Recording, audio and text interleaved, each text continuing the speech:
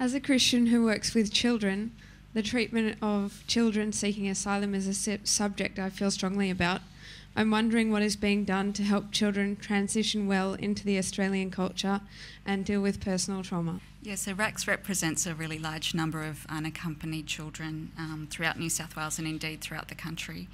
It's been our experience that there are a number of services that provide welfare support to these young people, the ones in New South Wales. So there's Red Cross or Marist Youth Support or others who provide welfare support to these young people, and they take great care to ensure that children have access to opportunities in the form of integration into the Australian community, like going to school or meeting regularly with community leaders, weekend local sport and those kinds of things. Like RACS, those organisations also have referrals to services that deal with victims of torture and trauma. I think that in our experience, what our clients tell us they need is that they need to know that they're safe, and that's really standing in the way at the moment of them fully integrating with the Australian community. They are wanting to know what their status is in Australia. They're wanting to know will they go to Nauru or PNG, and at the moment, as their lawyers, we can't answer any of those questions for them because we don't know. And I think Australia should not be responsible for damaging children who are seeking our protection, and the uncertainty of those answers to the questions that they are asking us is currently damaging their mental health.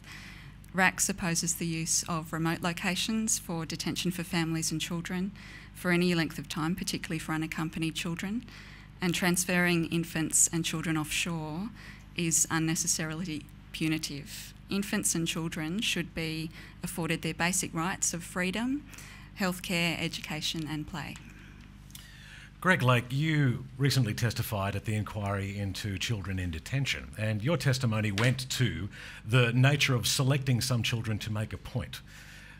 Share with me your understanding of whether we are getting better at dealing with children in detention, whether we are getting worse, or whether it's just largely a story that remains told day in and day out with very little change.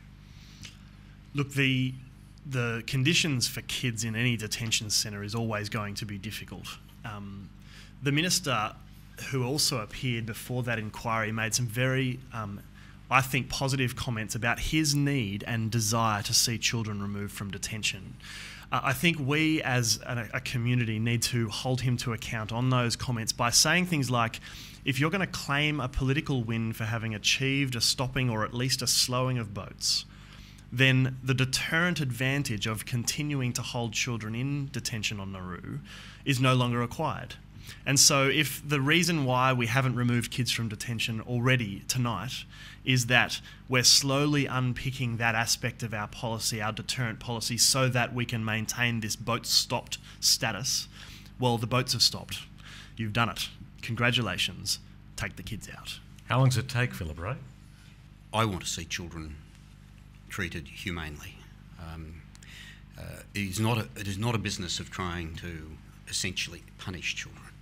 I am alarmed that some people think that if they put their children onto boats and the sort of voyages that many have taken, that is an appropriate way for them as parents, hoping that they might be able to leverage that later for themselves to treat their own children. It troubles me enormously when I look at the numbers of people who are unaccompanied minors of very young age that have come via these means. And the point that was just made, Scott Morrison, is about trying to get the remaining children on shore, out into the community.